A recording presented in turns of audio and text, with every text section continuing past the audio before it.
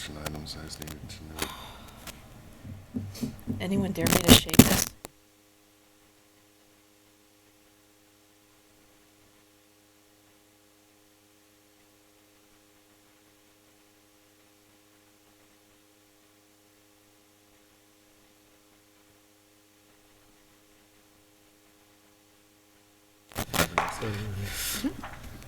All right. Public access needs to unmute though.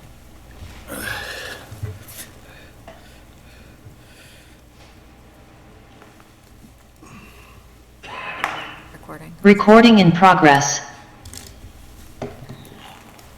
No. We're waiting for public access to unmute the Zoom. There we go. All right. Good evening and welcome to tonight's meeting of the Lunenburg Select Board. Today is Tuesday, December the 19th, 2023. Please stand for the Pledge of Allegiance. I pledge allegiance to the flag of the United States of America and to the republic for which it stands, one nation, under God, indivisible, with liberty and justice for all.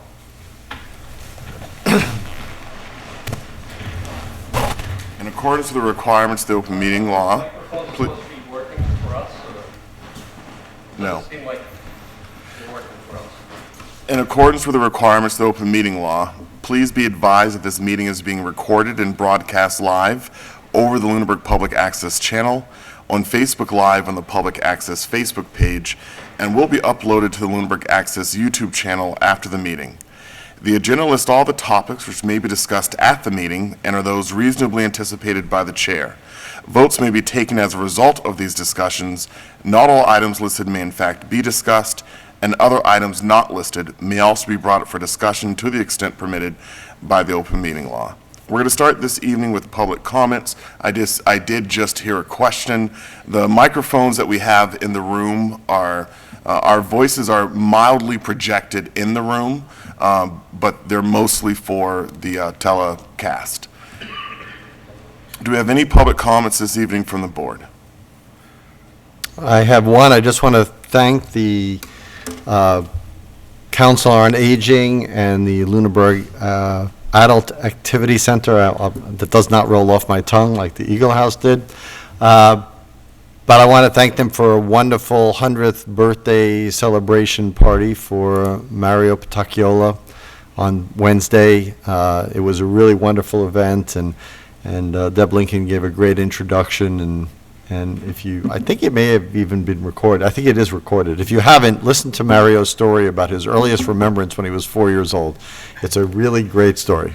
So, but I want to thank him and congratulate him, and thank the Council on Aging for putting on. That's now the third entry into our Centennial Club. I can't believe that there's 3 people who are 100 in Lunenburg, and I can't believe that I know all of them, which is pretty amazing. So that's really fun too. Thank you, Mr. Chair. Thank you, Mr. Alonso. Do we have any other public comments from the board? Yeah, I'll just add on to that. I was also in attendance there, and I concur with everything that Mr. Alonso said, and also that I, on behalf of this board, and also due to my serving as liaison to the Council on Aging, that serving in that function, I presented this board's letter at the event, and to Mario. So it was another spectacular event, and another person by whom I am inspired at the age of 100. So, Well, thank you both for being there. I certainly wish that I know with my job, it's a little more challenging to be available during the day, but thank you both. It's excellent to have the representation from the select board there, and I know that really goes a long way for the recipient and their families.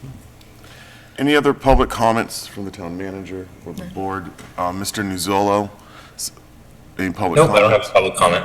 Okay. Any public comments from the public this evening? Are we gonna get a presentation? If you'd like to make a comment, you have to come to the microphone, state your name and address. And if you have a question, I think you're asking a question first. Yes, my name is Guy Garvin. I live at 389 Highland Street. And I just wanted to know, is there going to be a presentation first? Then we get to ask questions? I'm not sure what you're referring what? to. The public hearing? The Yeah, public hearing? what's the hearing for tonight? Well, this is our general meeting, of which that hearing is one element, Oh, okay. so.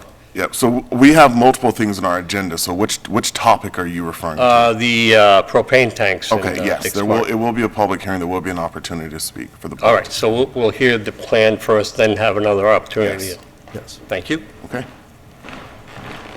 Are there any other public comments this evening from the public? All right. Any announcements this evening? None. All right. Communications from other boards. We did receive correspondence from the Sewer Commission, from the Chair of the Sewer Commissioners. This went to all members of the board from Mr. John Reynolds. Mr. Reynolds expressed some concerns related to the Munis conversion and had concerns about billing. Well, he provided a very detailed, thorough email to us with concerns about the Munis conversion and the impact on the sewer business manager, the amount of hours that were required for that, and then some just general concerns about how the billing went out. The town manager did provide a detailed response. She has been working this issue with the sewer business manager and with Munis's team. It seems as if there's just been some challenges getting Munis staff to be able to provide the dedicated resources that the town manager's been looking for. But it seems as if things are in motion for a resolution there. I'll just pause if there's anything extra the town manager wanted to add to that note. No, just gratitude for the time and effort that the sewer business manager has put into this issue and our IT staff. So everyone's been trying to work this issue. We've, with the account rep as well, that's who our main point of contact is, to try to get a project manager type person on this that leads this from start to finish. Because sometimes it gets lost in the weeds as far as different tickets and different techs working on the issue, so. Would you mind just briefly explaining, I know, we're all familiar that Munis is our ERP, but would you mind just explaining kind of just really succinctly for those at home, what is Munis? It's our accounting software, so it handles all our accounts receivables, accounts payables, our billing, and so as well as our utility modules, which includes sewer and our limited water bills that go out that the board will sign a commitment tonight for. So that's all done through Munis, which is Tyler Enterprise Systems. It's a big conglomerate company. Okay. Mr. Chair, if I may? Yes, of course.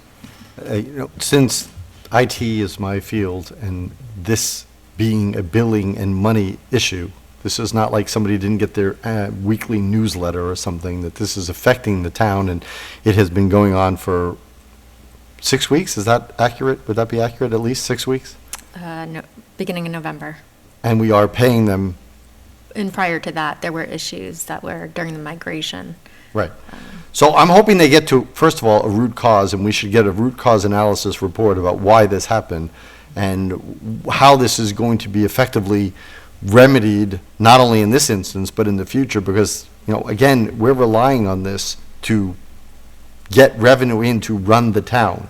And when we recognize, and they get notified that bills are inaccurate, wildly inaccurate from what I understand on some of them, and they are taking 6 weeks to resolve this and still haven't, to your comment, haven't even appointed a project manager lead on this when we're paying them. I'm assuming we're paying them support funds each year.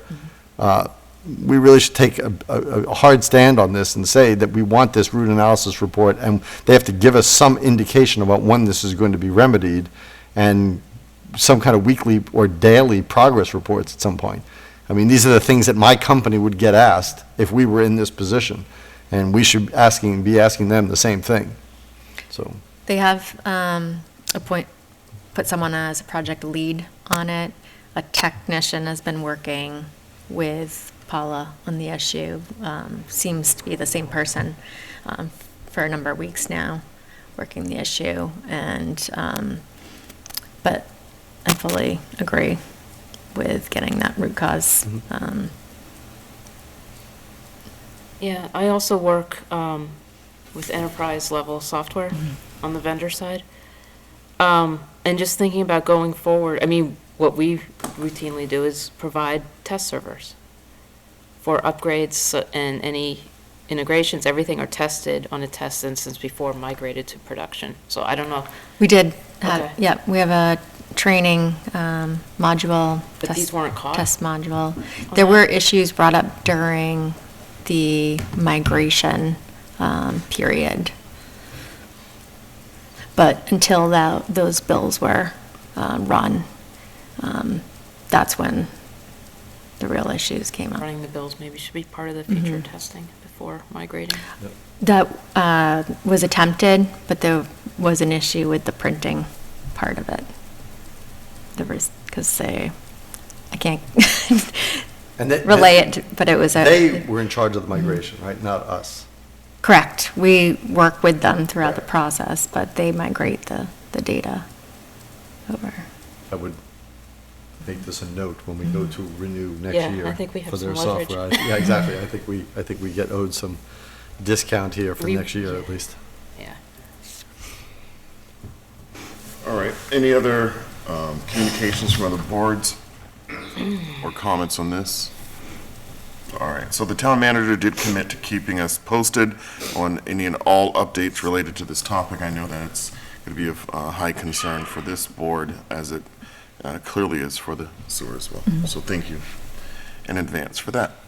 Yep, can I just add one course. additional comment on that? Just because I don't want people clarify. to assume that this also is going to affect the real estate bills, which that has been reviewed fully.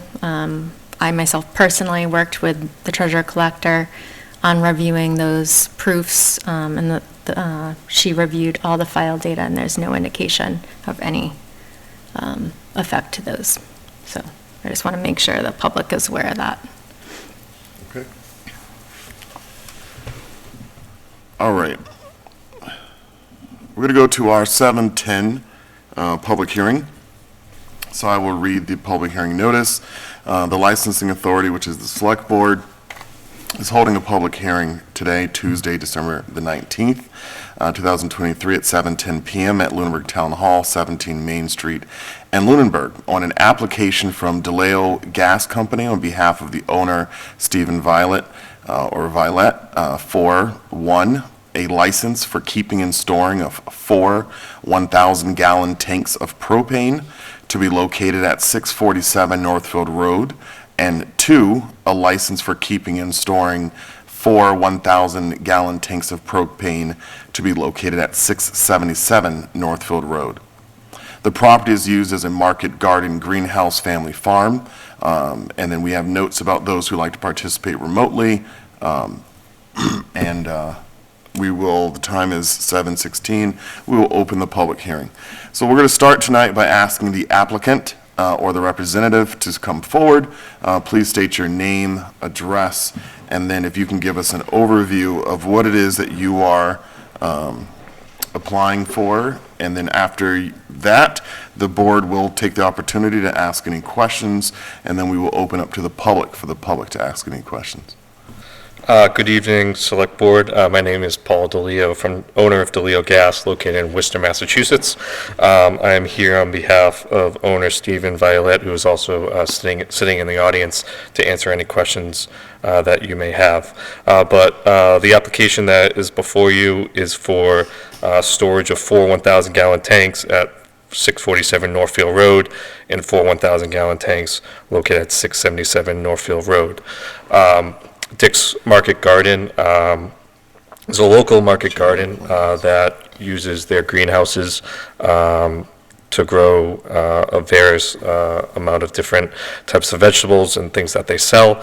They're currently heated with oil furnaces, with oil tanks, and they are looking to use a cleaner type of fuel and a more efficient type of fuel.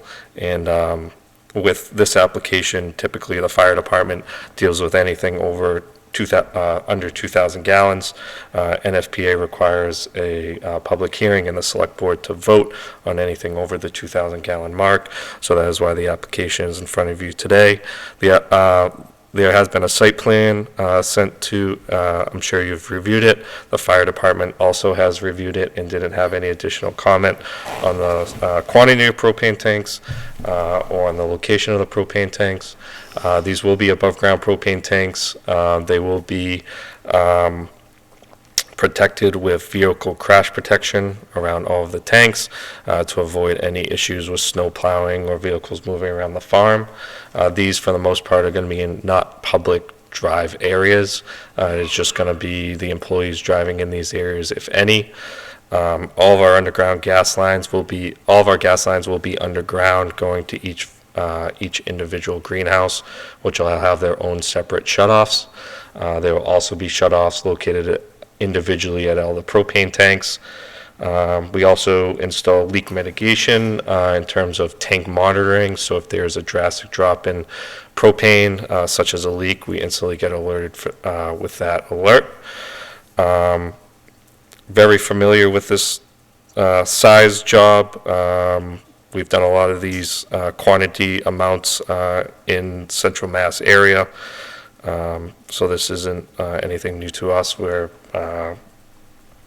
we know the safety procedures that need to be put in place. But if you have any questions, feel free to ask. All right, we're to start. We have a member that's on Zoom this evening, Selectman Nuzolo. So we're going to start with Caesar. Selectman Nuzolo, do you have any questions this evening? No, it seems pretty straightforward to me. Like, the fire chief's okay with it. I don't really have any other questions, so. Okay. Thank you, Selectman. Selectman Emke. Yeah, I'm looking at, I believe the figure that's up now. Can you just explain to me what this 7310K times to the, it's the, is this a site plan? Or aerial photo, sorry, the aerial photo? Yeah. I think those are the heaters. Yeah, so that's, so with calculating BTU loads, basically that's like, the size of the heaters that are going to be installed in each of these greenhouses is pretty much determines on what size propane tanks we need to install on this project.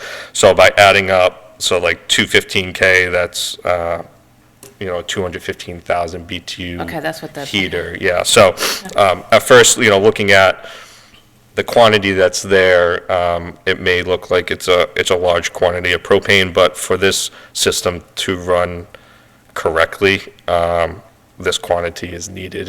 We couldn't cut this tank size down. Everything wouldn't run correctly. That's unfortunate with propane, is you need to have a good amount of storage, and there's a good amount of heating BTU loads that are needed in this particular install. So that's why we thought that it would be best to kind of separate them into two separate systems on two separate parcels. And what's the expected frequency to refill these tanks? How long do you expect them to last? So the majority of this is through the winter seasons. Obviously, in the summer, they're not heating these greenhouses. So I would expect, in the dead of the winter, January, February, if it's extremely cold and extremely windy, we may be here every 2 weeks. To fill all four? So we fill them all together. Okay. So we would be there, I would say, every other week to do a refill, roughly. That would be an estimate. But in the summer months, we won't be there at all. So in the winter months, I would expect being there probably 4 to 6 times. And to fill those tanks each location would roughly take, I would say, a half an hour to 45 minutes. And it would be the same size propane trucks we see driving around that would come? Yeah, basically oil truck, very similar in size. I had propane at but I had a 400, 500 gallon? Okay, yep, Underground. yep, so same Okay. style truck. That's all I have to know. Deliveries will be during regular hours. We don't do night deliveries unless it's an emergency. But basic deliveries are Monday through Friday, 7:30 to 4. Okay. I have a question. So, first of all, 677 and 647 and the property in between, those are all owned by the applicant? Those are all the applicant's properties, is that correct? Yes, it is. So how close are these tanks to residences? So look, And I should ask, because you're in this business and I don't have the police, or the fire department here. Yeah. What is there a regulation about how close they can be? yes, so NFPA code is 20, so this quantity of tanks is 25 feet away from any building of importance, which would be a house or business, anything along those lines, and 25 feet away from a property line. These tanks are well past that 25-foot property line setback. I think the closest house is a few hundred yards away. Wow, so just 25 feet, that's all the regulation says? Yeah. For NFPA For code. for storing propane? Correct, yep. Okay. Yep. If it was only one 1,000 gallon tank, it's actually cut down to 10 feet. Okay. That's the only question I have. Yep. For my own edification and for that of the public, this is all new to me. I've never decided any issue like this. I see that the fire department is fine with it, but I mean, there are gas lines, there are subterranean gas lines.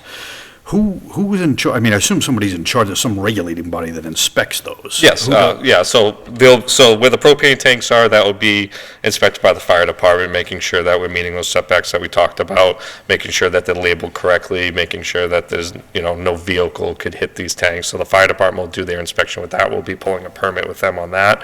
In terms of the underground gas lines, the plumbing inspector will be involved in that, in inspecting all the underground gas lines, making sure they're deep enough, making sure that there's no vehicle traffic that can hit those gas lines also. So the local Lunenburg plumbing inspector will be out there to inspect all the underground gas lines and all the heaters that are installed in all of these greenhouses also, to make sure those are also up to code.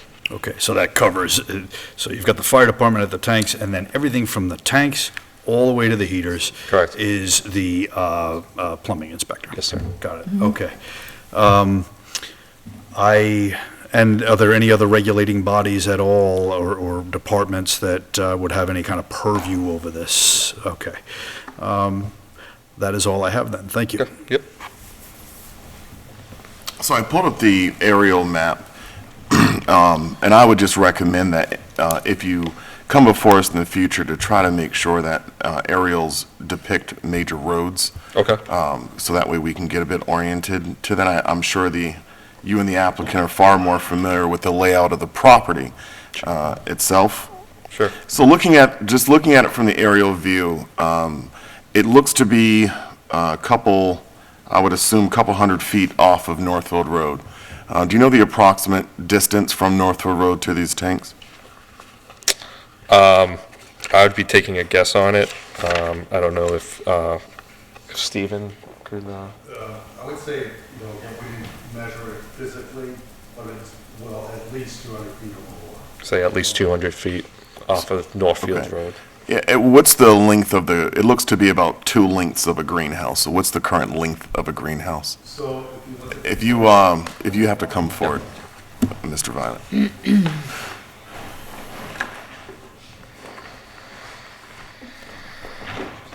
Thank you for having us here for this meeting tonight. I'm Stephen Violet, Dick's Market Gardens, owner of Dick's Market Gardens Family Farm Greenhouse Operation.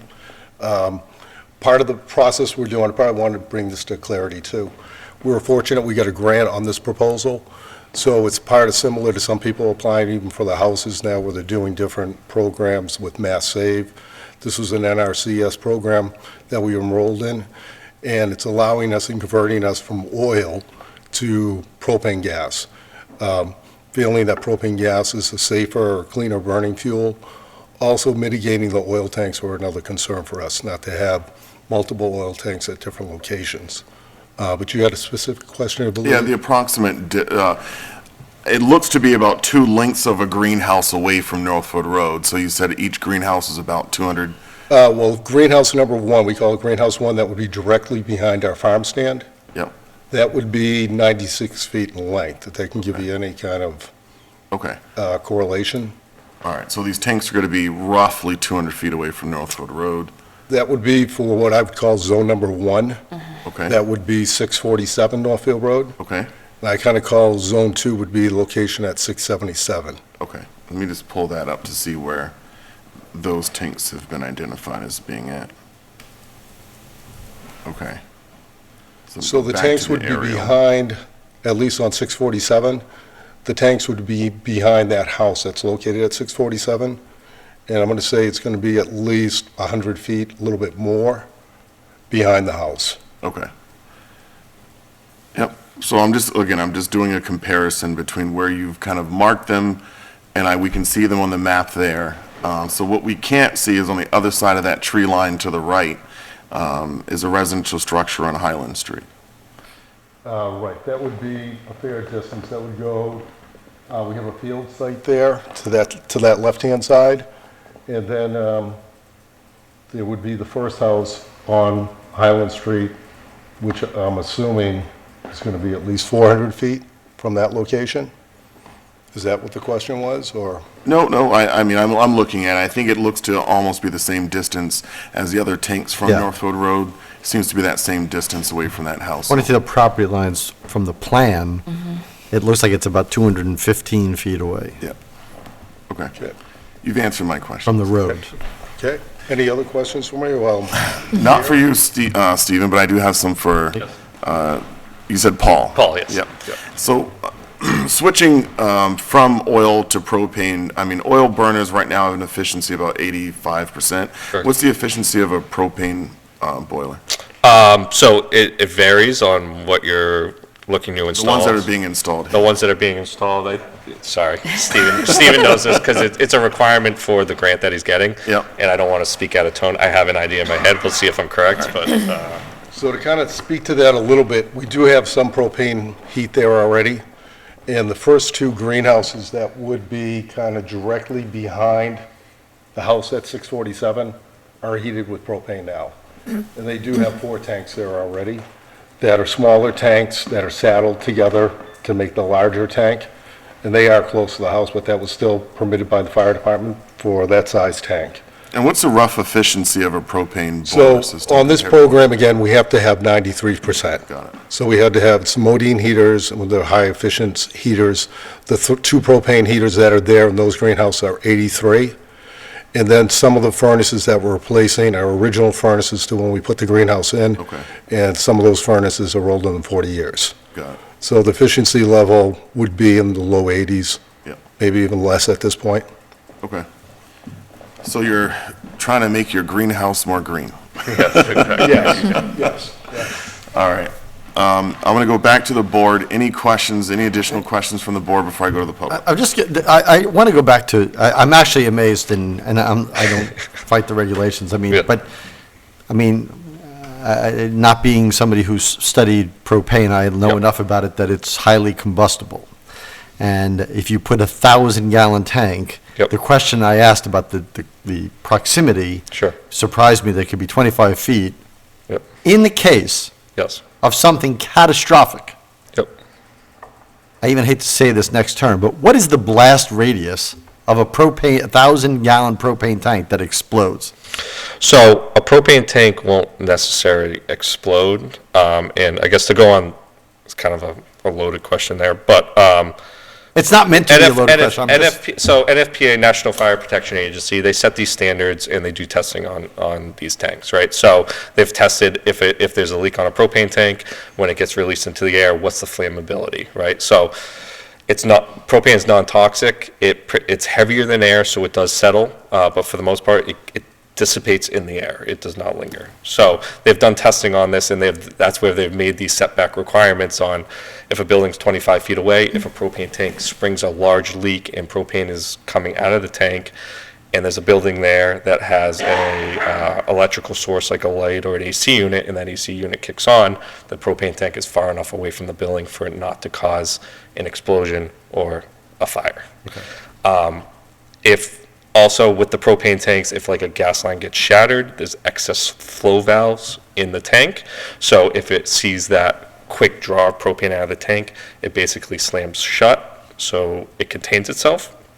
The easiest way to explain it is like for there to be a fire or some type of an issue, like if you had a leak on a propane tank and you stuck a lighter to it, it would basically just burn off. It would be a flame. It wouldn't explode the tank. If you put a lighter to a leak on a propane tank, it would burn off. Similarly to a lighter, it would just burn. It wouldn't actually explode the lighter. So I don't know if that answers your question, That but does. I mean, I assume there was. most incidences or accidents happen when propane is contained. So Right. you hear that with, there's a propane tank on the side of a house, it springs a leak, it goes in the basement. That flammability range goes within the range of an explosion, the hot water heater kicks on, and then that's when there's an issue. With these tanks being that far off of these property lines in these houses, there's no way for the propane to be contained and to create those ignitions. You need to have that ignition. So I did ask that question. I mean, I knew about the containment. Yeah. And we did nobody on this board, except me, I think, has been on another one of these tanks, and that was an underground Sure. storage tank that I was severely against. Yeah. This one being above ground makes Yeah. it a lot safer because of that, because it Yeah. won't contain it, it'll just dissipate into the air. But I had to ask the question, and I'm assuming, again, fire departments are not known for their liberalism. They're pretty conservative organizations, and so I'm sure there was many studies done. It was surprised that it was that close. I thought it would be Yeah. like, okay, 4,000 gallons. You Sure. would think, okay, it's got to be 100 feet away. But it is 100 feet away or Yeah. 200 from most homes, so Yeah. I just had to ask the question. Yeah, absolutely. And we've been to a lot of these trainings that the fire departments put on, the state puts on specifically propane fires. So we've been trained in these emergency situations with tanks that have caught on fire, fill stations that have caught on fire, how to handle those types of situations, how to mitigate a leak, and working with local fire departments to be able to safely put it out or let it burn or whatever it may be, so. What do you expect to happen if, let's say, that someone decided to commit an act of vandalism and had a nice AR-15 and were to shoot one of these things? What do you expect to occur? Is that enough ignition? An AR-15? Possibly. I don't know the answer to that. Okay. I'm sure there would be some type of explosion on that. I'm not positive on what the blast radius would be or something along those lines, but depends on the thickness of the steel and the velocity of the gun itself. That would be a first, but I've seen YouTube videos of people shooting barbecue tanks, but that's about it. Yeah, yeah. All right. Yeah, I mean, AR-15s aren't cheap, so Yeah, right. most of the people who are buying them, I'm sure, they're not kids, but I then have again, that's one the other part of the question. issue. Yep. I just want to follow up, you commented how the fuel lines will be inspected when they're installed. Can you comment on long-term, like maintenance and what kind of sensors you have to detect leaks in the lines? Yep, absolutely. So underground gas piping has kind of come a long way. It's all plastic pipe, so it's very similar to the natural gas, the newer installed natural gas lines that you see dirt in the streets. So it's all plastic pipe. It's all installed around sand, so there's no rocks or anything for backfill. So ultimately, there's nowhere for it to corrode. When we install the propane tanks, we do the gas line itself is put under tests 1.5 times the working pressure. So that's pressurized and that sits and proves that it can hold the pressure, and that's what the plumbing inspector will look for. We also do a full system leak check when we hook our tanks up to that underground gas line. So from the tanks to the underground gas line to all the heaters, we put the whole system on test to make sure that it is leak-free. And At the initial install? on the initial install, yep.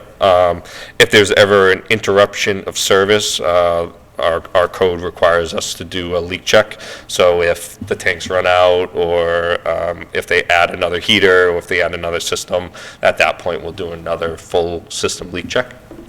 But for the most part, once it goes into service, it's leak checked, and then if there's any changes or extension of the gas line or anything along those lines, we'll do an additional leak check on that. So there's The no good like thing about- alarms to detect a drop in pressure or? There's no alarms. We do have the tank monitors, which will, like, if we see like a drastic drop and it's not cold outside, we'll get an alarm on our end that we can look at. The good thing about propane is it is naturally odorless, but we add a chemical mercaptan, so it's, as you know, the smell of it. So it's very easily detectable. So that's why they add that. So if someone gets a smell, heavy odor, can hear it, you know, they'll call the fire department and call us to go out there and take a look at it. All right, do we have any remaining questions from the board? And just to clarify on the process, the board issues the license, but the fire department issues the permit. So they will come in with more requirements if the license is issued with all the crash barriers and stuff like that. I'm going to turn to the public. Do we have any questions from the public related to this application? Yes, please come forward, state your name and address, and I would just ask Paul to be on standby, to be prepared to answer any questions. Hi, my name is Guy Garvin. I live at 389 Highland. And I just want to say, I love your vegetables. I'm not here to cause problems. I just had a couple concerns. Absolutely. I think you had mentioned something about them being above ground or underground. Little research I've done is they can be underground. Is there a reason why they are not underground, and is it safer underground, or?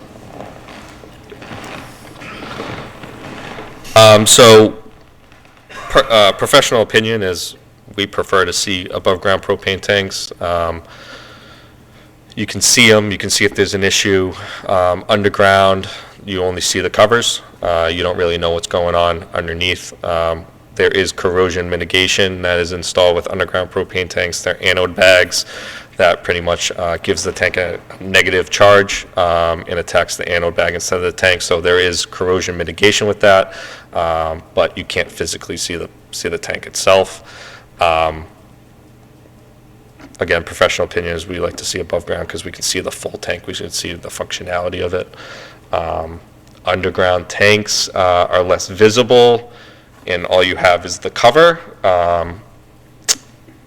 which is good and bad. I've seen some instances where those covers get hit if you have heavy snowfall. Granted, those are in residential areas, and in either situation, we would have crash protection around the top of the tanks, but it's just less visible, and we thought that above-ground tanks would be a better fit for this install. And just to clarify, I'm sure there's a cost difference. Excavation is really the only cost difference. The Okay. tank itself and the install process would be the same. There would just be an added cost of digging a hole and backfilling with sand. Okay. Again, my limited research, I thought I had seen something about if there's a leak of a propane tank, and there's somebody close by, there's a possibility of asphyxiation because it sucks oxygen out of the air. Any comments around that? I can't really comment on that. That's the first that I've heard of that, especially in an outside environment. Propane is non-toxic, so you can breathe it in and it won't affect your health, but I can't speak to it sucking oxygen out of the air. And you think they would be safer above ground than below ground? If you wouldn't mind just coming a little closer to the microphone. And you would think they would be safer above ground than below ground? My professional opinion would be above ground would be safer than underground because you can physically see the tanks and you can see, if there's any corrosion or any attention that needs to be done to the tanks themselves. Would you not have the same monitors on above ground as below ground? We would have the same monitors. We would have the tank monitor, which pretty much reflects the gauge. So, if there was a leak on an underground tank versus an above-ground tank, we would get that same detection. Just again, my professional opinion is an above-ground propane tank, we can physically see the tank, so we know where the status of that tank is in terms of 20, 30, 40, 50 years down the road. We know that it's in good standing condition. With underground tanks, we can do testing on them to make sure that anode bag is working correctly. But there is a little bit more maintenance to ensure that, and sometimes propane companies fall behind on that. consistent testing of the anode bags. So sometimes those tanks don't last as long as an above-ground tank would. And down the road, if a tank does need to get replaced, it's an easier way to replace a tank, a valve, anything along those lines. We can pretty much pick it up, bring it back to our shop and replace it with a new one. If it's underground, we got to dig it out. If it's the middle of the winter, it can cause some issues with that. Yeah, I guess my only concern there is that if there were to be an explosion, and to your point, someone with an AK-47, the world's crazy these days, should take some shot at a tank. It's a bigger target above ground, and if it were to explode, I would rather get hit by dirt than shrapnel. Just a concern. The other thing on that, wherever that chart went, well, that one showed the location of 4 tanks. I didn't see where the other 4 were. It's 4 per property. 4 on 647 and 4 on Yeah, 677. I didn't see where, I only saw We'll pull it up on the screen behind you. There's- So Thank you. this one's showing them on the bottom left area. Yeah. And then if the town manager can go to the next slide. I can't just go Oh, yeah. to slide, I have to close it out. Okay. So we'll have to go back into the next one, 'cause the one that's closer to your house, I'm guessing. Yep. And we'll just wait for the town manager to pull that up.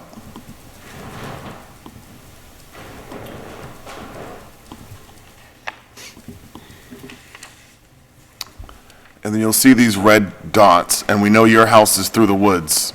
Yep. You've got 4 here. Yes. Is this 4 here?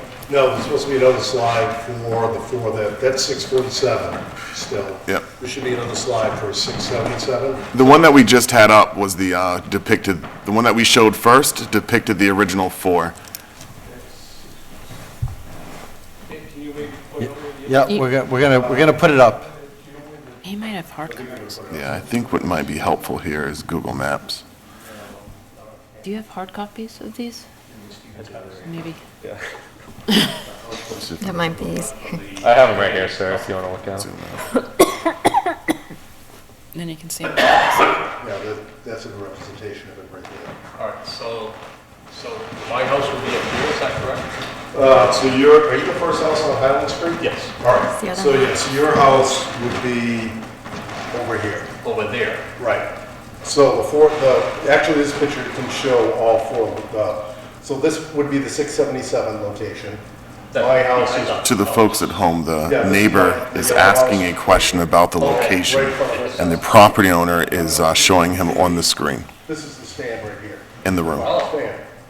So this would be, your house is over here. Okay, The first house is 647, where my father had lived. okay. And then this would be where the 4 tanks would be located at 647 Northfield Road, right where my finger is. Okay, And then we have the farm stand here. yep. We have the greenhouses are here. And then this would be the location of my house right here, which is 677 Northfield Road, my driveway. Okay. And then this would be a walking cooler, this in between there. This would be a chicken coop, a tractor shed, and then we picked this area because it was far enough away from everything. It was a good area too where we don't have tractor movement or vehicle movement, and we can very quickly. Is this a street? No, this is my driveway, my personal driveway. The driveway, And okay. this would be the big barn that's located at 677. Oh, so you're saying there's 4 tanks behind your Yes, father's? yes, right here. Next to my property? Yes. So that original first slide would be a representation right here. So your house would be, So right there. yeah, going up here. Your house, if I were to kind of like try to do by, like even just looking at the distance with these, Scale, yeah. you're going to be probably up into here, Okay. easily, I'd say. Well, I can see the tanks. You won't that much because there's it's also a natural barrier on this side right here because his leach field or septic tank was above ground and it sticks up about 3 or 4 feet. So on this side right here, actually, it does have a berm that's about 3 feet high. So that was another reason we selected that site because on this side right here, facing your house, is basically a 3 to 4 foot embankment. Okay. And that was just from the above ground leach field. Okay, great. Thank you. You're welcome. Sir, do you have any remaining questions? No? So I think that what the neighbor's bringing up is a good question, which is about screening. Can we talk about what kind of screening, if any, there will be specifically for the ones that are closest to Highland Street? Screening as in As terms of like, arborvitae's or something that's gonna screen it from the neighbors? so it is behind a, Steve, if you don't mind coming up here. I believe, I think what I just heard him say, it's near a leash field or, I believe from Northfield, there's a bunch of greenhouses that are blocking these tanks. correct.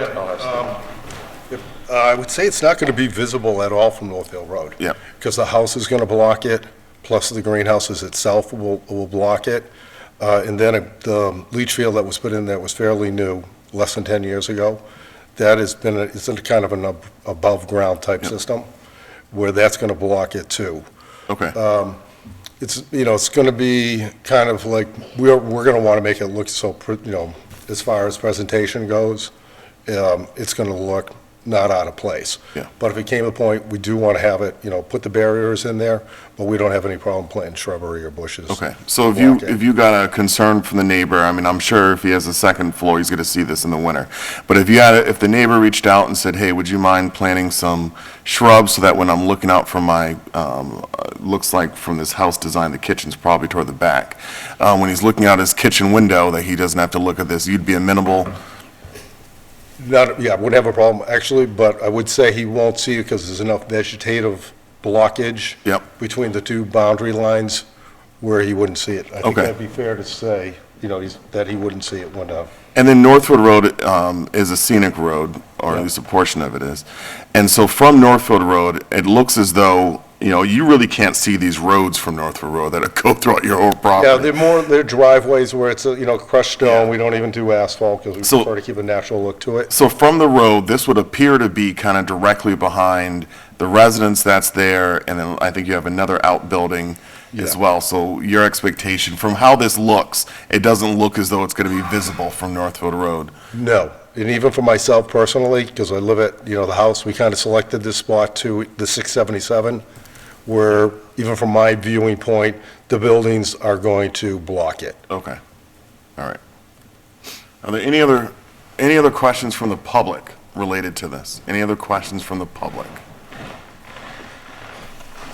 So I know that, Mr. Violet, Stephen, has been their business has been a staple here in town for quite some time. They're known as being a very successful and friendly business, and certainly have a reputation for caring about their customers. So, I think that what I heard tonight does not need to, in my opinion, need to be codified into a condition, but I think what we're hearing is a willingness and agreement that, hey, once these things are installed, if there's additional concerns about screening, that they will be addressed. And so it sounds like we have a pretty firm commitment on that, and then the neighbor seems pretty content, so I think that answers those questions. Any other questions from the public or from the board? All right. All right, the time is 7:51. I will close the public portion of the public hearing, and I'll go ahead and turn to the board if there's any other discussion or motion. Unless anybody has a comment, I would make a motion that we approve the application for the licenses of 4 1,000-gallon propane tanks at 647 Northfield Road and 4 1,000-gallon propane tanks to be located at 677 Northfield Road as presented by DeLeo Gas on behalf of Stephen Violet. I'll second that. All right, any additional discussion? All right, this is going to be a roll call vote. Mr. Nuzolo. Aye. I should have said Selectman Nuzolo. Selectman Imke. Aye. Selectman Alonso. Aye. Selectman Franco. Aye. And an aye for myself. So the license is approved, and I know that the next steps here, we will sign off on this and get it all out. I know the next steps here are to get the permit. And if you happen to come before us again, Paul, if you can just, the one thing I'm sure you noticed talking to the neighbors, when you put in the roads, people know how this looks at them. Sure. Most people don't have as much of an awareness of what other people's property looks like from an aerial view. So, if it comes up again, just please be sure to put those roads in. And then, of Yep. course, I always advise all applicants, the people most affected are your neighbors. And so, sometimes talking to the neighbors before can minimize some of the questions that get asked publicly. Sure, awesome. Thank you very much. I do have the certified, I was looking to give these to Elaine, but should we leave these with you before I leave? All right, thank you for your time. Thank you. Thank you. Right. So we'll do all of our signatures later because we have quite a bit of stuff to sign. It's just your signature on that. Oh, this is just my signature. Thanks. There's two. All right. It's always good to see the Violet family and have a young person in the room for once. All right. Do you want to skip down to the building Yes. department? Yep. All right, so we're going to go right next to old business. So we did put, discuss vote on new permit fee schedule for the building department. This is related to the building, electrical, plumbing, and gas rates. We did get an email from a resident that came in. I'm just checking my town email real quick. We did get an email from a resident that came in earlier today, and they said that they were interested in making a public comment. I did correspond with the resident and asked them to try to provide it in writing, any questions in writing, but that they were more than welcome to come to the meeting tonight to ask additional questions. They did respond to Elaine that they watched. I also recommended for them to watch the meeting where we had discussed this initially. They had watched the meeting and they responded that their opinion was that they thought that they would not be able to persuade us or consider their opinion, and so they declined. So I don't know what the content of it was going to be, but I would assume it was in opposition to what's being proposed. But we are not aware of any other comments that have come in. Is that still a fair statement as of right now? I know it was this morning. Is that still correct? There was an email from the chair of the finance committee about this, just asking about the implications to the budget, which I think I answered sufficiently, and Brian also said anyone is more than welcome to come in and ask any questions about that. But for the plumbing, wiring, and electrical inspectors, that's all done through a revolving fund, so any change in the permit fees, they'd be paid out through that revolving fund, so there's no budgetary impact. And the building commissioner is salaried, so that's obviously the impact to the budget is positive side on the revenue side. Okay.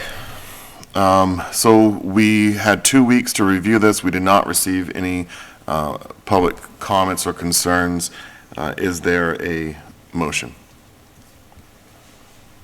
Unless, Mr. Chair, I see that our building commissioner is here. I don't know if he wants to speak before we vote? Just wants to bear witness. So with that being said, I will make a motion that we approve the building department permit fees as presented to us on December 5th by the building inspector and his team, the plumbing inspector and the electrical inspector. Second. Can I add the discussion? You want to put an effective date on that? Effective on January the 1st. Effective January 1st of 2024. Correct. Second again. Do I have to say AD as well? Third. Or say ACE, I'm sorry. CE, yeah. ACE, yeah. All I right. don't want to offend anybody. We have a motion and a second. Any additional questions, comments? All right, roll call vote. Selectman Nuzolo. Aye. Selectman Imke. Aye. Selectman Alonso. Aye. Selectman Franco. Aye. And an aye for myself. All right, they have passed. They will go into effect January the 1st. And again, I want to thank Brian for the really detailed and thorough presentation. for looking into this. Clearly, it's going to make a difference for the inspectors who are compensated as a result of these fees, and it also puts our town in a better position competitively with surrounding communities. But I also want to pause if there's any other comments related to this from any other members. Just echo that and extend that to his team as well. Thank you, All right. Brian. Thank you, Brian. All right. Okay, we're going to go back to the agenda. Let me just pull it back up here. Looking to see if we have a, we do. So to the town manager report. Okay.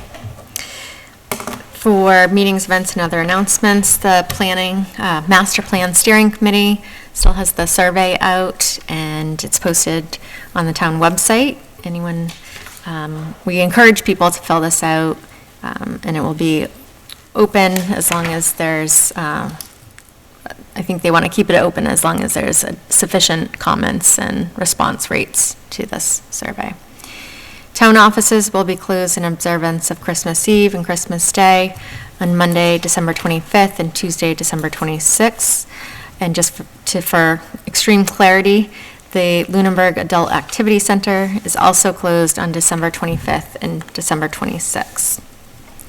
For board, committee, commission vacancies, we have one vacancy on the Architectural Preservation District Commission, one vacancy until the next annual town election for the Cemetery Commission, one vacancy on the Conservation Commission, one regular member and one associate vacancy for Green Communities Committee, one member-at-large vacancy on the Open Space Committee, and one vacancy on the Personnel Committee. Anyone interested in any of these positions can fill out the volunteer application form on the town website, and if you have any questions, you can contact our office at 978-582-4130, extension 144. For employment opportunities with the town, we have the following openings: a digital services and outreach librarian position for 34 hours a week, facilities superintendent, which is 40 hours a week, finance director, 40 hours a week, one heavy equipment operator position at 40 hours a week, land use director, 40 hours a week, principal assessor, 40 hours a week, and staff librarian, young adult librarian, 30 hours a week. And these positions are posted on the town website as well, and how you apply to them. Employee highlights. Last Wednesday, Chief Gamble was appointed the president of the Central Mass Chiefs of Police Association. I had the honor of swearing in Chief Gamble and the new association officers. The Central Mass Chiefs of Police Association covers municipal police chiefs in portions of Worcester, Middlesex, Norfolk, and Hampden counties. Knowing Chief Gamble and the level of commitment to excellence he provides our town, I know he will serve the members of the association well as their president. Yesterday, we had a significant rain and wind event that caused a tree to crush a trailer at Fairlane Mobile Home Park, and the wind caused a large 30-foot section of the metal siding at the Public Safety Building to be torn off, exposing the interior to the fire apparatus bays. Luckily, there were no injuries in either event. There was also a significant amount of water that caused flooding in different areas, overwhelming our drainage infrastructure and downed trees that needed to be pushed off the roadways by the DPW. Our facilities director and interim superintendent were dealing with leaks at the TC Passios at the time the call came in about the public safety building siding, and had to address that immediately. Chris Ruth was able to get a contractor out yesterday, and it was boarded up by last night. We contacted our insurance company, and they will be sending out an adjuster soon. I want to thank the police and fire departments for responding to all the people in need of their services yesterday, the DPW for the responses to downed trees and flooding issues, and the facilities director and interim superintendent for addressing the leaks at TC Passios and the critical issue at the public safety building. So it could obviously have been a lot worse. I know when I talked to our insurance company yesterday, the calls were flooding in. So he's like, I haven't talked to you in a while. I'm like, well, that's a good thing, right? Yeah. So, but it was really surprising That was quite the picture. Yes.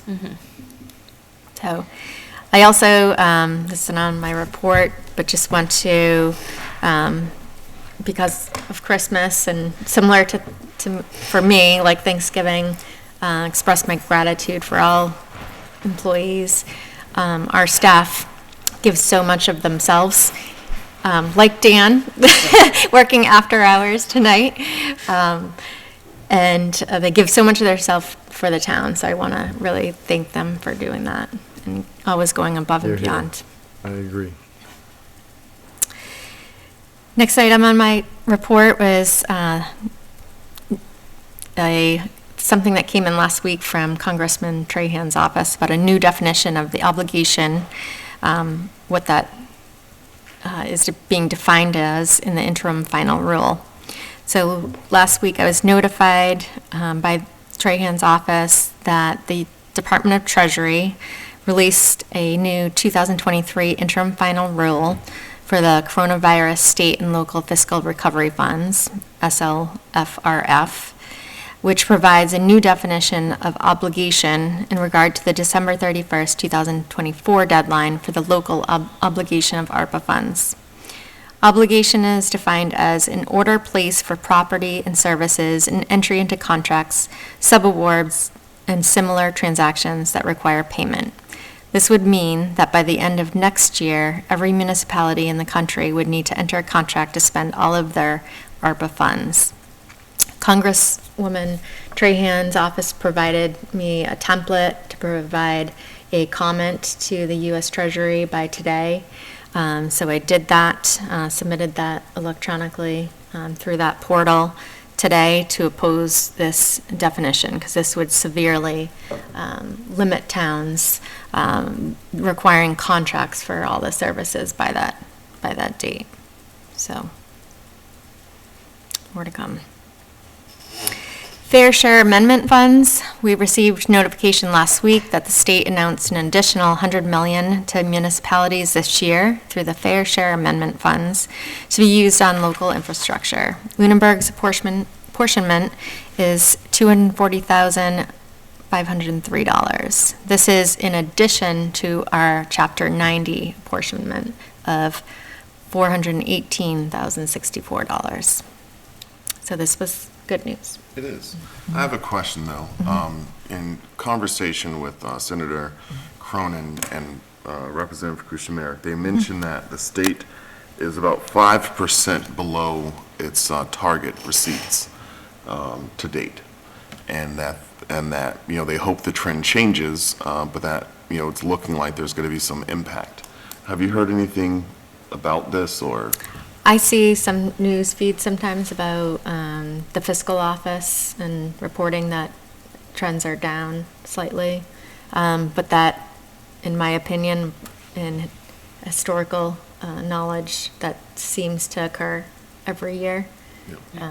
And in the end, it has seemed in the last few years, and years that we would think there would be obvious impacts due to the pandemic, we've seen those exceed expectations. Okay. So we keep our eye on it. I have heard nothing directly from our delegation to make me worry. Okay.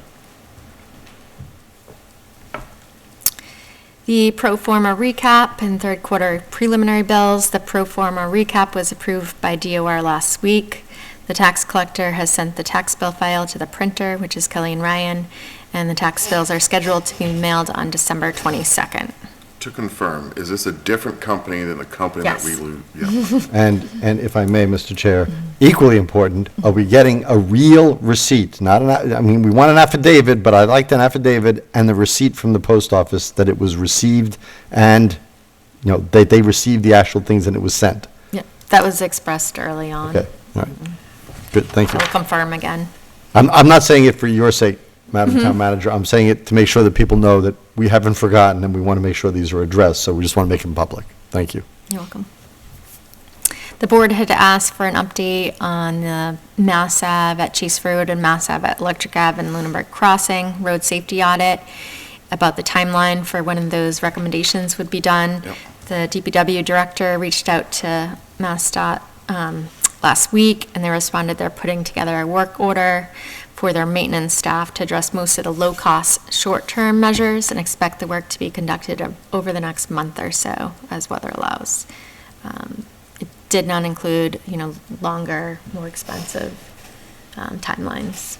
So that's subject to budget request. I would assume so, and, right. All right. The Welcome to Lunenburg sign that was made and given to us by the North Central Chamber of Commerce was installed on Lancaster Ave near Stillman's Farm. Thank you to the DPW director for working with North Central and the Stillmans to determine a good location for the sign. So this is a little picture of it. Yeah. And we It's a have. good location. Yeah. Yeah. I think it demonstrates Lunenburg well. Yeah. Farming. It's a beautiful area, too. Yes. We have one bid out right now that is due tomorrow for the public safety carpet project, not carport. All right. Well, thank you, as always, to the town manager for a great report. Do we have any questions to the town manager this evening? No. All right.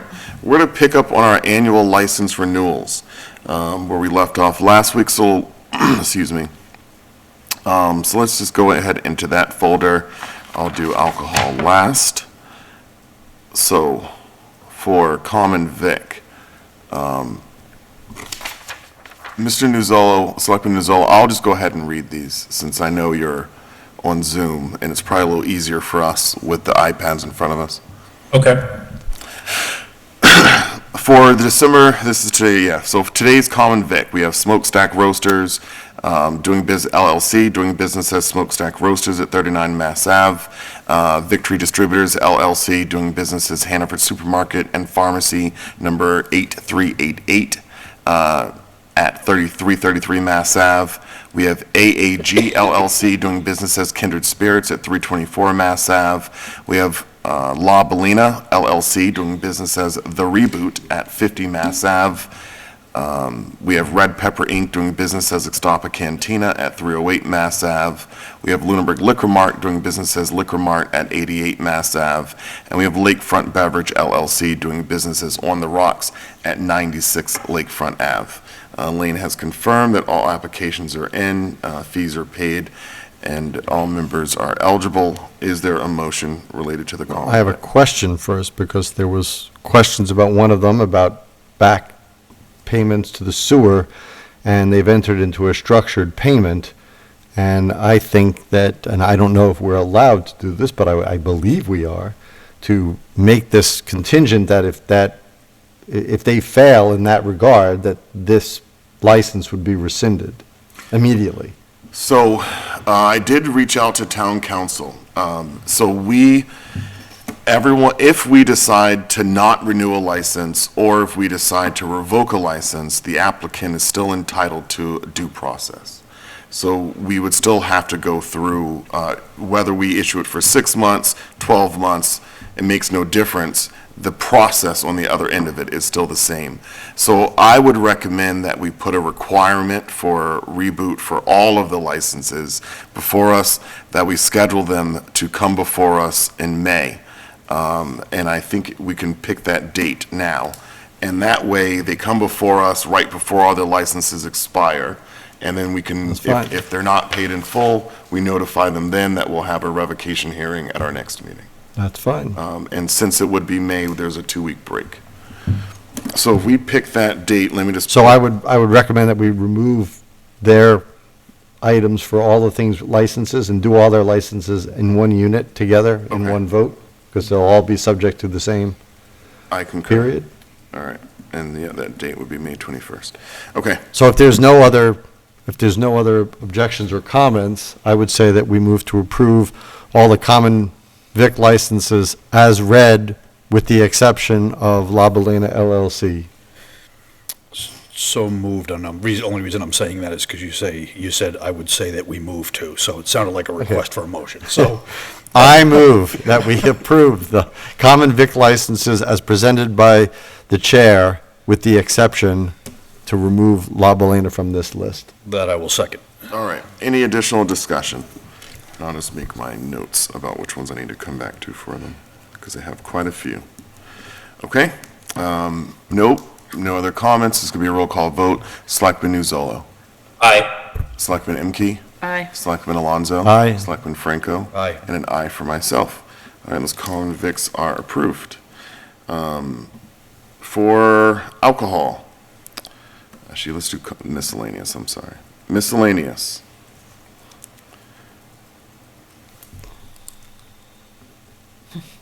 Yep, I'm just making all the notes.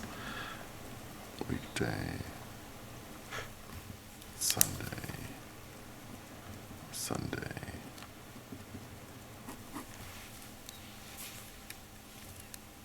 Yeah. Okay.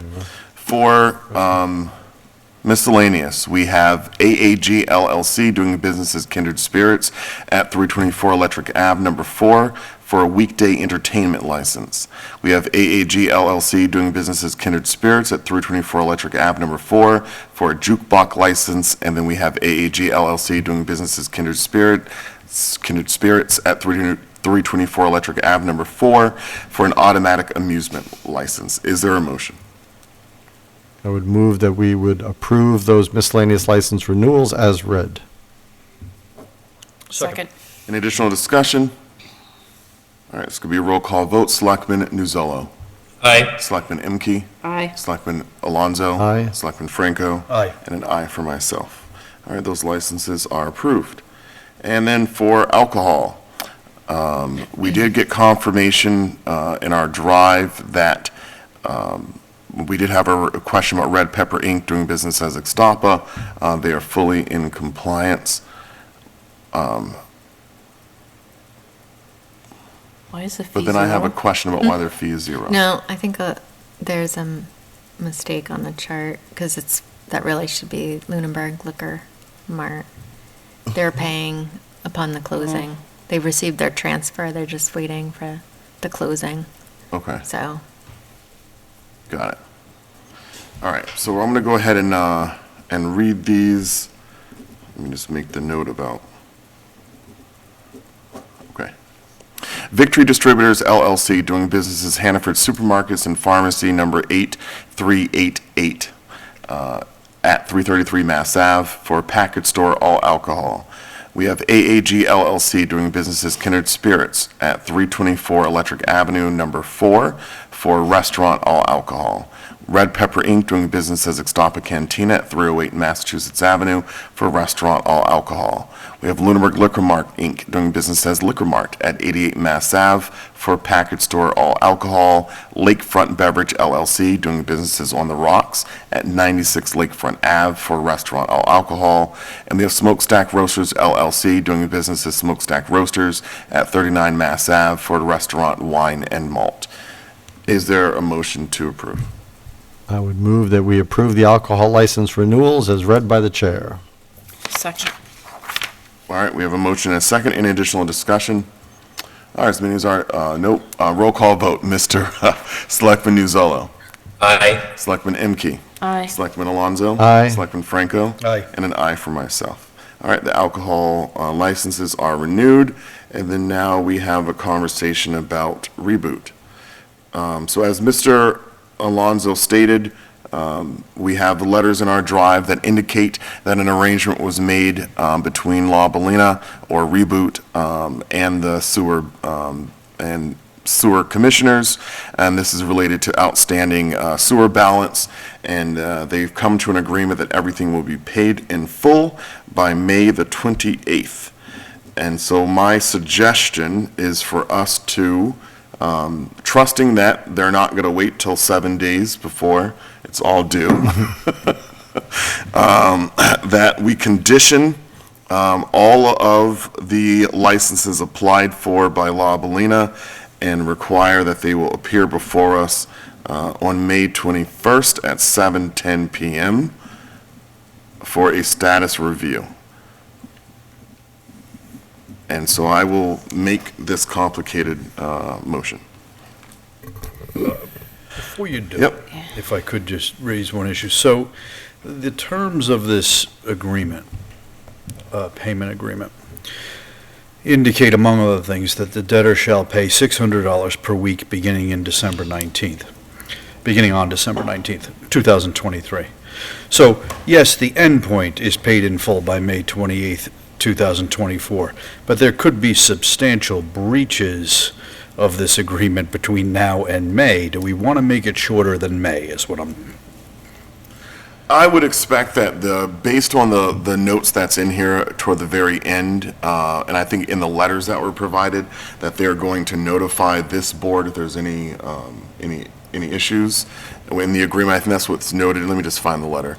So what's noted at the very end of the letter is that failure to meet the arrangements of this agreement may result in legal action and revocation of your grease trap license. In addition, the Select Board Licensing Authority will be advised of your failure to meet the terms of this agreement.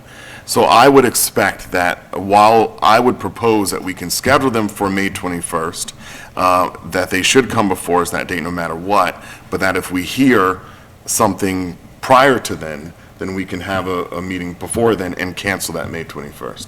But that we condition the licenses to say that they are expected to appear before us on that date. With the understanding, let me understand, maybe this is already implicit in the power of this board to do this. Could we do a revocation prior to May if there's substantial Yes. breaches? Yeah. Okay, Yes. okay. Yes. All right. Yep. That's all I'm concerned about. Okay. Then I think we should. You have a question? I think that's a great question. I think we should, in addition to requiring them to appear before us on May 21st, we note as a condition satisfactory compliance yeah. with their payment arrangement with the sewer commissioners. I have a simple question. On the miscellaneous license renewal, it has for Sunday entertainment, the state annual is 0. Is that correct? I don't even know what, you want to address that? Because I did see that they had two. Yeah, there's 2 Sunday entertainments, one's annual and one's state annual, Yeah. I noticed that too, I'm not familiar, and so, one's free. yeah, they have to apply for a license to the state, so the town's not paying, they're not paying the town for that. I don't know why it's on the list. why do we- It's we the first don't have- time I remember seeing that. Yeah, I don't. So we don't need to approve, we Yeah. don't have to include You it. get the approvals, but no authority. But why, yeah, so make the motion a little shorter, maybe. We don't- All right. And I think we lost Caesar. Okay. Any other questions? Yeah, we did lose Caesar. Any other questions, comments? Should we pause for a second for Caesar to come Oh, back? yep, just trying to enter. All right.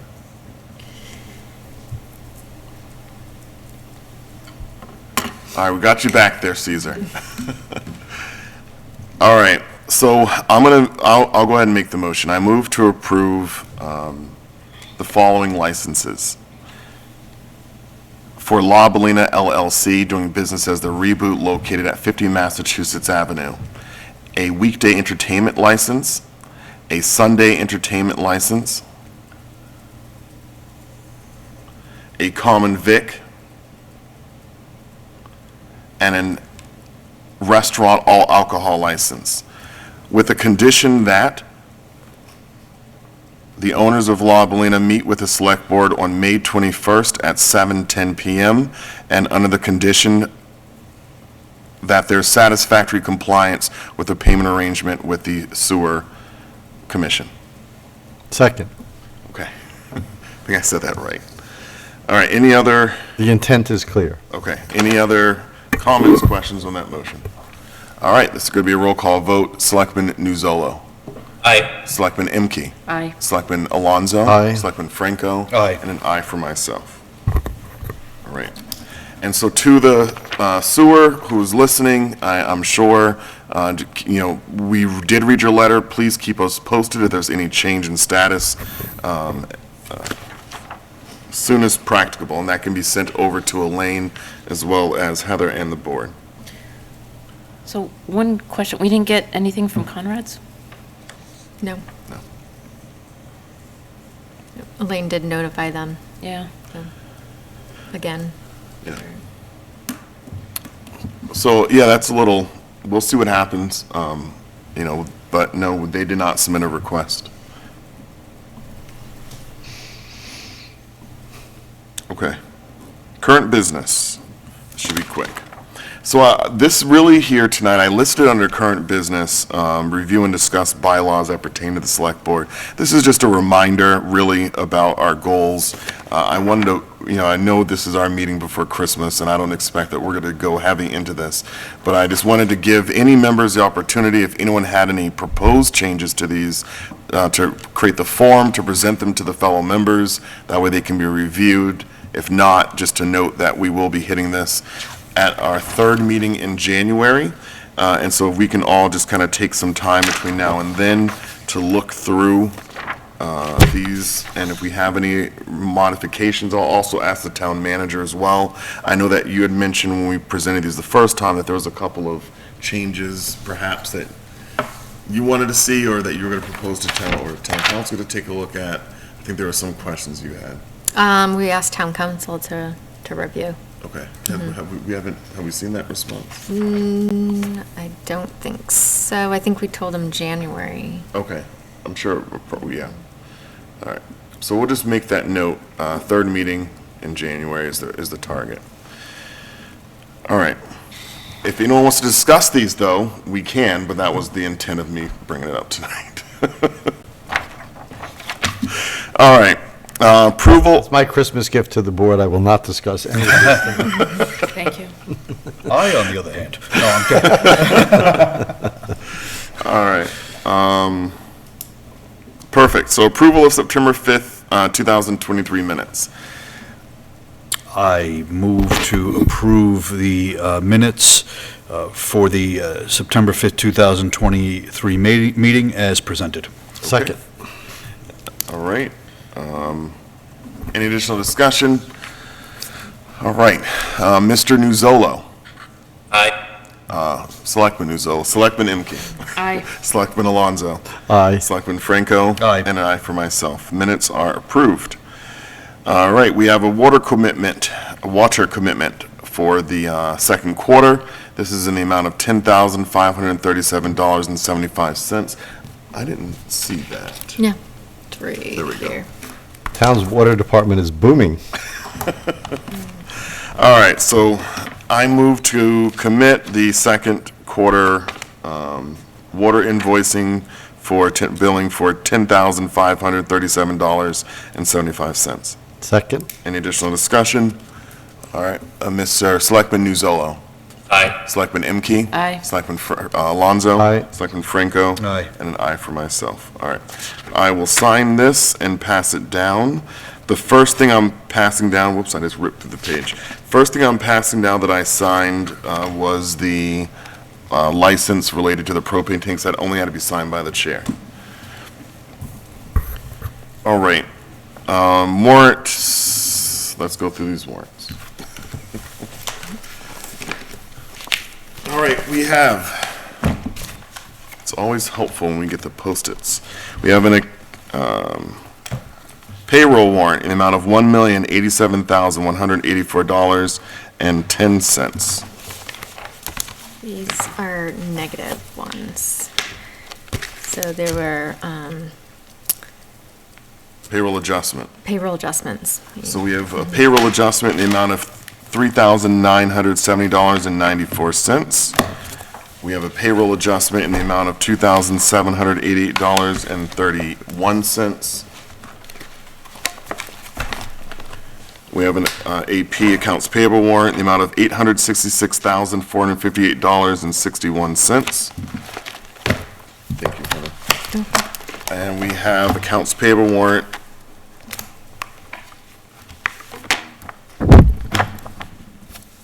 in the amount of $658,548.56.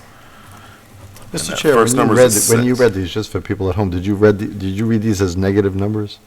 Because these are I said- negative. I think the way I said it was accounts payable adjustment, but Okay, I just wanted, I was signing, and then all of a sudden I look at this, and I'm like, okay, sorry. yeah, the adjustments were two negatives, 3,000 and 2,000. Okay. All right. And then we have the water commitment that we will sign and pass down. We'll do the licenses last after the meeting. All right. Any action items? All right, I have three notes. So the first to the town manager is, if we can get an update in January on the status of ARPA distribution, in terms of the funds that have been distributed, and what remains outstanding to be distributed, and if we can target the second meeting in January for that update. And then, this is to my fellow board members, not so much for you. Mr. Alonso, you've mentioned several times about tax classification, and I think we need to formalize that into a policy and communicate it to the Board of Assessors as soon as possible. A pretty brief one, but basically a requirement that in order for this board to be able to make a determination related to tax classifications, that we require receipt of all tax bills for the entire town with a summary of updates from, changes from fiscal year to fiscal year. So I think it's a pretty simple policy, but since it's another elected board, I think we need to probably formalize it into a policy to communicate. I don't know that we'll be able to do it before they get done this year, but we should do one, yes. Yeah. And in the least, send them a communication that that's something that we're looking for. I'll communicate that with the chair. Okay. And then we received a request from Mr. Burdens to meet with the select board. I've asked the town manager to schedule that at our next meeting for approximately 30 minutes so that Mr. Burdens can present his multiple requests to the board for us to be able to definitively respond to his requests, and then hopefully we can move forward.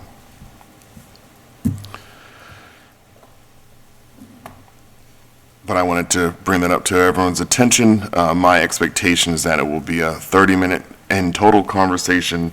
I think we know where I stand, but I think that the whole board needs to speak with one voice. Well, I will say, because you're bringing it up in public meeting, I would say, I don't understand what the agenda item will be. I've read the multitude of emails that we have been flooded with. I think this week alone, we've gotten 5 already.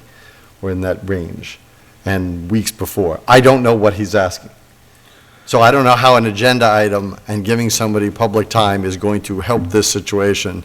In fact, I believe it will exacerbate the situation. I'm just explaining or expressing, my opinion on perspective on this, but, so I don't know what we're meeting about. So the most recent request is, I have to pull it up, but the most recent request is about how to perform an audit of the police department. So that's the most recent request. His most recent one is how does he request one? Well, he sent at least a dozen emails asking that. There, he's done the requesting. We are under no obligation to perform any audit at the Correct. request of a citizen. Correct. And the budgets are open. You can look at the budgets.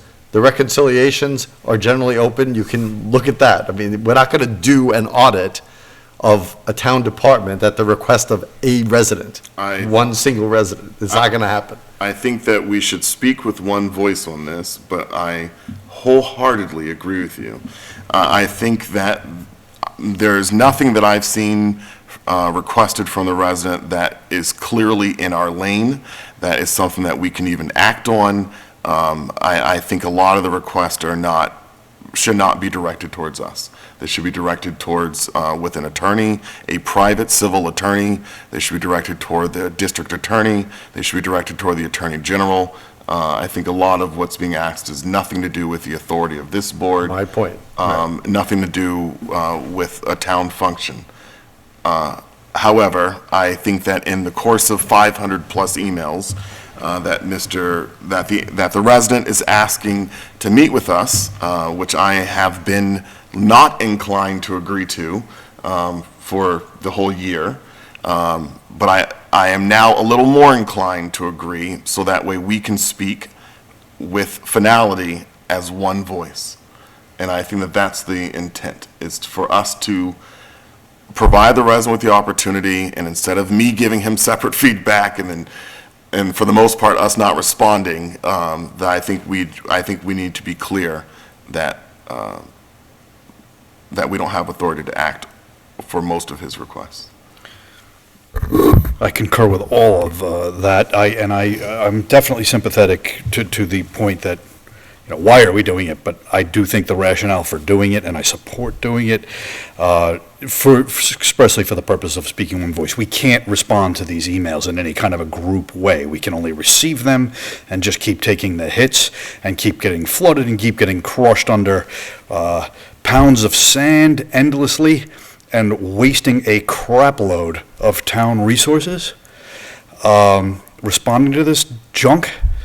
And I just want to get it out here in the open, quell the itch to get in front of us, and so that we can finally say we did it, and maybe stamp out some of the insane conspiracy theories while we're at it. So I'm in support of it. In the spirit of Christmas, again, I will share in your optimism outwardly, but I have to say, I've been through this movie with other players who've done this, and the chance of this going away because we have a public hearing are It's not a public minimal. hearing. Well, I mean, it's public, it's not a public hearing, Yeah. but it's a public meeting. I think the chances of that quelling the problem are minimal, and that's on a good, sunny, windless day. Yeah. But nobody will be able to say we didn't try. I think Mr. Alonso you said something pointed the other day, which is, and I'm going to paraphrase you here, but, you should be able to get out what you needed to say in probably less than 500 emails. I don't know if anything I believe that was me. I don't know if anything new I is mean, going to you be should be. presented. I don't want to You disparage. could be efficient and do it in under 300, I think. Yeah, I think the next morning after that public comment, I think you had already received 8 by noon. We were talking at noon, and you had already gotten eight more. I don't get them. I don't receive any of them anymore. But except for the one that I did, that I responded to pretty quickly. All right, so that's gonna be 30 minutes. I know. I'm looking at everyone's faces. It's gonna be 30 minutes. That we'll never get back. All right. Do we have any committee reports this evening? Any committee reports? School committee meets tomorrow, and Stormwater Task Force is meeting on the 28th for the first time since July. There was a lot of stormwater yesterday. A lot. So I heard. Can we ask the Stormwater Task Force to, I know that we hear a lot of concerns about what's going on in Flat Hill, but driving around town the other day, it's Goodrich Street. It's a lot of other lot of roads. places. Yeah. And I'm just curious as to if they can give any context to the issues that we're seeing on Flat Hill, and if that's on that severity at other places in town. It's a And big how they're problem all mitigating. over town. DPW director's presentation to the capital planning committee, I feel like every third project was related to drainage or stormwater. Every third request was somehow tied to that. Yeah, Electric Ave was closed again Yeah. for the second time in, 3 months or so? I didn't even It realize. was closed again yesterday, same Yeah. area by the gas station, right near the Whalum Road intersection. Oh, wow. And it's not just here. I noticed driving home today from work, going through Concord, there was standing water in places I've Everywhere. never Everywhere. seen. Yeah. And creeks and things still swollen and flooded from yesterday. My brother, who lives in southwestern Connecticut, they had 5.5 inches of rain yesterday, and they were like, some river was like, how rivers and on the banks, they have like benches and things like that. Well, the water was over the benches and everything. It was crazy. It's becoming more common. It's All the time. definitely- And the clear part is, the older infrastructure of stormwater was thought of as an afterthought in the past, but, so it never was at a great capacity. But even so, even if it was, as I pointed out when this was brought up at the capital planning committee last night, New York City has incredible sewer systems and drainage on every street and everything, and they get inundated when a when it rains like this. I mean, it's just like, I don't know how big an infrastructure you could make so you never get that problem. And, so it's a real problem, and we have to address it going forward, but to retrofit an aging infrastructure that wasn't designed for this kind of water, in a terrain that's as rocky as it is here, I mean, the costs are enormous. So, but we have to do something Yeah, going these types forward. of storms are becoming more frequent. Yep.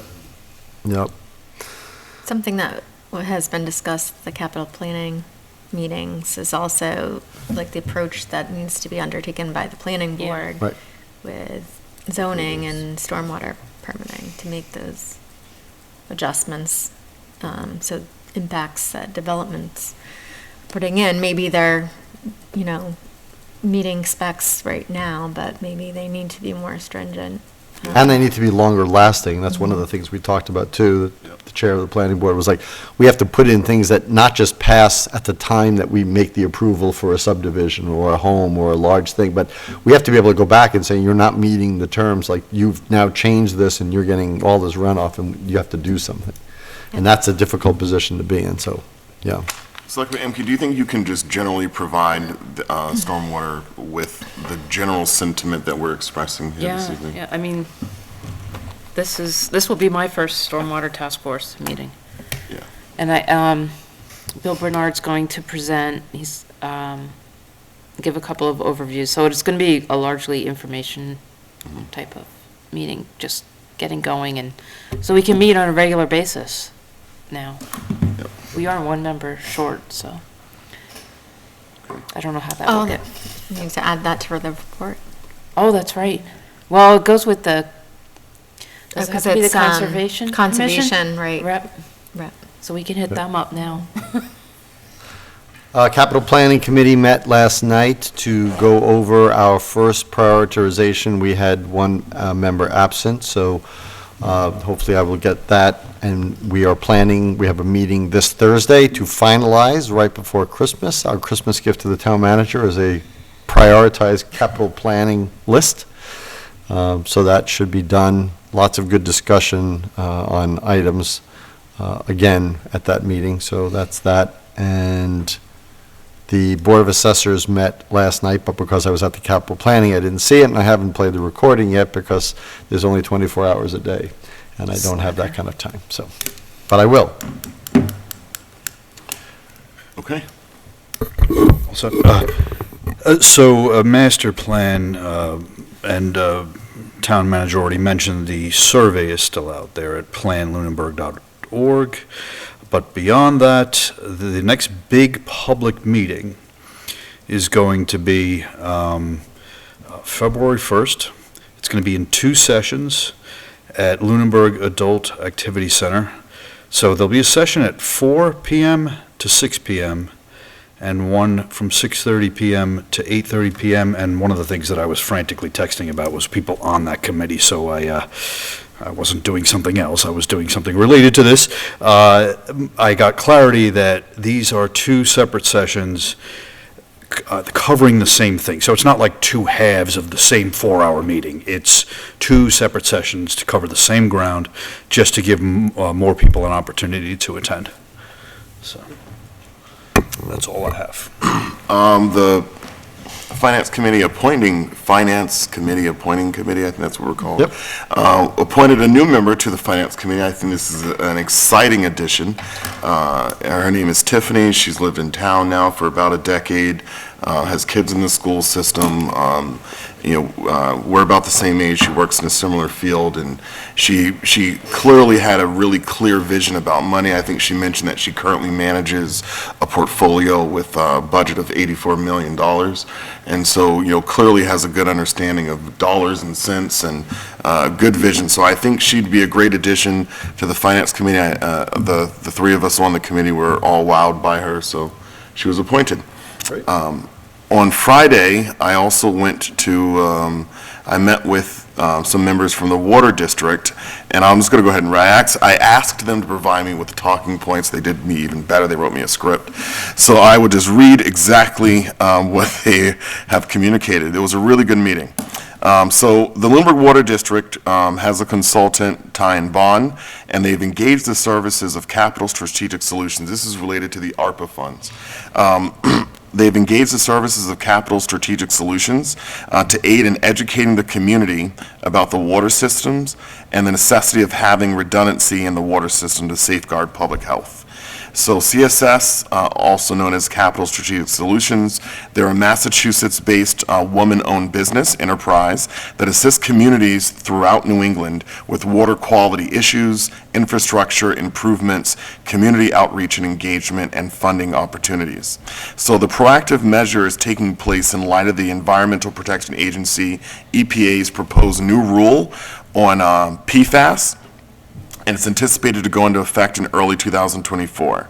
So the EPA is proposing to set the health-based value for PFOA and PFOS, also known as PFAS, effectively at zero.